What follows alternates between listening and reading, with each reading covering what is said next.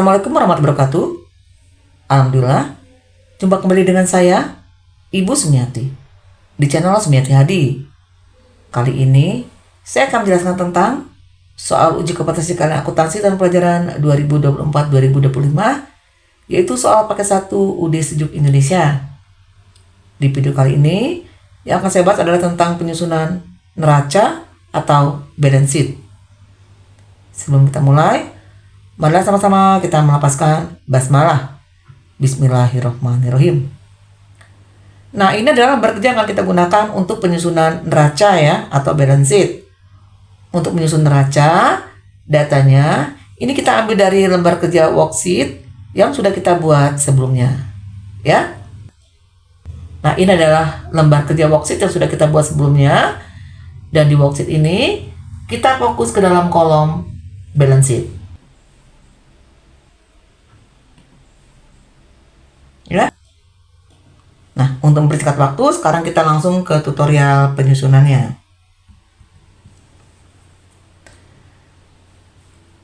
Seperti yang saya sampaikan tadi, untuk worksheet, di sini kita fokus ke dalam kolom balance sheet ya. Kita fokus ke dalam kolom balance sheet. Yang pertama kita akan mencatat kelompok aset yang pertama, yaitu current asset ya.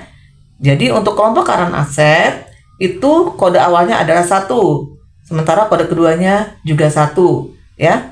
Jadi kalau kita lihat di worksheet, yang masuk kelompok current asset itu ada cash in bank, kemudian petty cash, account receivable, allowance, merchandise inventory, office supply, prepaid insurance, prepaid rent, dan PPN income. Tapi PPN income tidak kita masukkan, karena apa? Nilainya sudah tidak ada. Ya. Dan satu lagi yang harus kamu ingat, untuk kelompok aset, ini saldo normalnya di sebelah debit. Jadi kalau nilainya ada di sebelah kredit ya, seperti allowance ini nanti kita catat dalam kurung, yang artinya akan mengurangi ya. Kita buat di sini, kita pindahkan nama akun dan nilainya ya. Dari cash in bank sampai dengan prepaid rent. Ya. Dan kita lihat di sini, untuk akun allowance, ini kita buat dalam kurung. Ya, allowance kita buat dalam kurung, karena apa? Dia ada di sebelah kredit. Kalau sudah, kelompok current asset ini kita jumlahkan. Ya, totalnya kita letakkan di sini nilainya. 2.558.610.875. Kemudian kalau sudah, kita akan mencatat fixed asset. Untuk fixed asset, ini yang kode awalnya 1 dan kode keduanya adalah 2 ya. Kita lihat di sini, yang masuk kelompok fixed asset ini ada 2, ada equipment at cost dan equipment accumulated debt. Untuk equipment at cost nilainya ada di sebelah debit, sementara untuk equipment accumulated debt nilainya ada di kredit ya. Berarti nanti equipment accumulated debt ini kita buat dalam kurung ya. Kita catat di sini nama akun dan nilainya. Ya. Equipment at cost-nya 22 juta, kemudian equipment accumulated debt-nya 17.875.000. Dan kita buat dalam kurung karena ada di sebelah kredit, ya. Kita hitung total dari fixed asset. 22 juta dikurangi 17.875.000. 4.125.000. Kalau sudah, total current asset 2.558.610.875. Ini kita tambahkan dengan total fixed asset 4.125.000 ya. Totalnya kita catat sebagai total aset 2.532.735.875. Kalau sudah, berikutnya kita ke kelompok liabilities ya. Yang pertama kita akan mencatat kelompok current liabilities ya. Untuk kelompok current liabilities, ini yang kode awalnya adalah 2 dan kode keduanya adalah 1 ya. Kita lihat di sini ada account payable ya.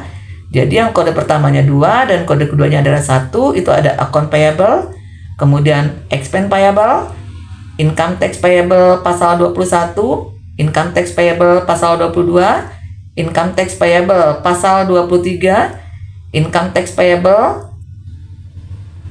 kemudian ada PPN payable, dan PPN outcome.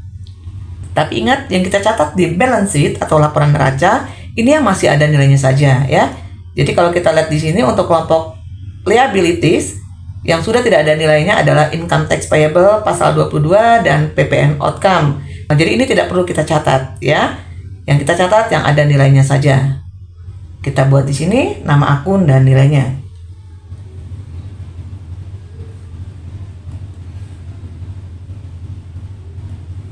Ya. Kalau sudah di sini total current liabilities kita jumlahkan ya. Kita jumlahkan totalnya 809.250.500. Kemudian total current liabilities ini akan kita tambah dengan long term liabilities ya. Untuk long term liabilities ini yang kode awalnya adalah 2 dan kode keduanya adalah 2 ya. Kalau kita lihat di sini ya, yang kode awalnya 2 dan kode keduanya 2 hanya Bank Mandiri Loan ya. Nilainya ada di kredit 135 juta.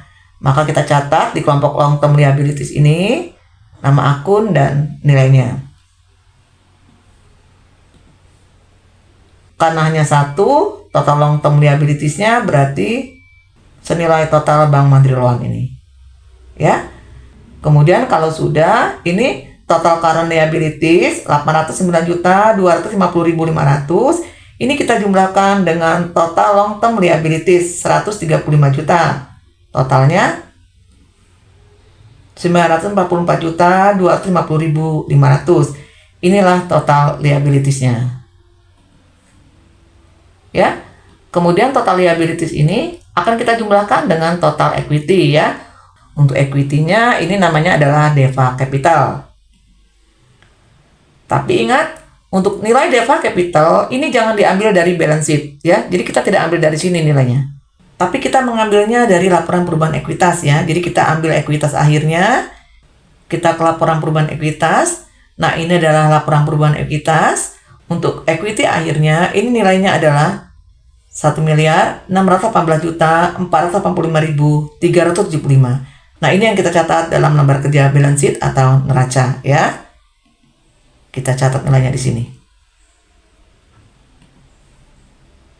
Ya. Kemudian kita akan menghitung besarnya total liabilities dan equity. Nilainya ini kita peroleh dari total liabilities ditambah total equity ya.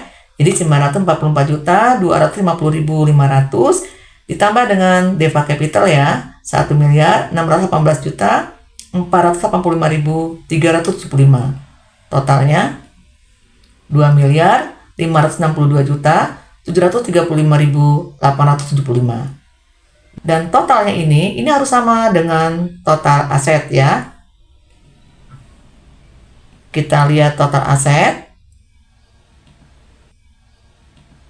2.562.735.875. Jadi total aset dan total liabilities dan equity nilainya sama.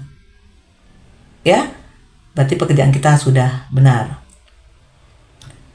Demikianlah video pembelajaran dari saya. Semoga video pembelajaran kali ini bermanfaat. Sampai bertemu di video pembelajaran berikutnya. Jangan lupa subscribe, like, comment, and share. Saya akhiri. Wassalamualaikum warahmatullahi wabarakatuh.